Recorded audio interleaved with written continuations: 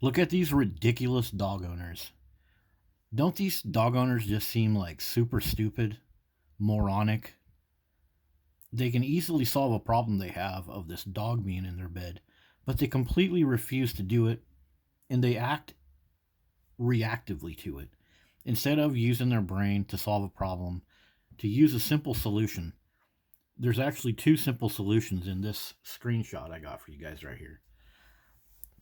Let's go over here for a second. This is an article about how the brain solves problems. So inside of your human brain, you have the prefrontal cortex. This is where all your planning comes from. This isn't like your reactive part of your brain. This is where the planning comes from. So if you don't use this part of your brain, it can atrophy. All of the downstream signals in your body when you're using a part of your body, your hormones, the short and long chain triglycerides, the fat, the protein, the carbs that all of those cells need, if you don't use them, well, eventually your body stops developing them and healing them. So it seems to me that these dog owners have a systemic problem of not using their brain. So let's go over to our video. In Victoria, reign in the chaos. You think it would bite? I gotta say no. And say. So this guy doesn't think a dog would bite. Interesting. So they're going to go and do all of this stuff like they always do. They're going to whine and complain about the dog. And they're going to, what are they going to do? They're going to adjust their life. Sorry about that. How funny, a dog advertisement popped up. So these owners are going to adjust their life. They're not going to adjust the life of the dog. So they're going to put these little toddler deflecting things on their bed to help keep the dog out of the bed.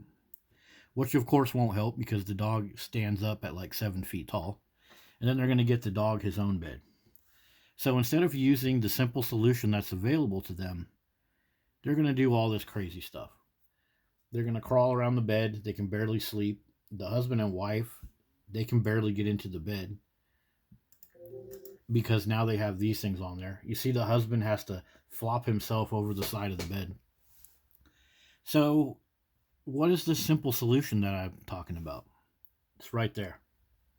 Simple. It's a door. Close the door. Put the dog outside of your room. The dog can sleep anywhere else in the house. You don't need to have a dog in your bedroom where you're losing sleep and sacrificing your own mental health. That was a big thing. We were just worried that, when we were trying to sleep, he was growling at Abby. Right. So the dog is growling while they sleep. The dog is taking over the bed. Let's go back to our other little write-up right here. So an important part of how you make decisions in your life is having enough sleep. So these people are sacrificing their own quality of sleep. And look at this other part right here. Memory. You need to have a good memory to make a good decision. So this married couple, do they have any memories of when that dog wasn't taking over their bed? Can they form emotions and remember coming up into their bedroom, sitting there and just chilling out with the husband and wife?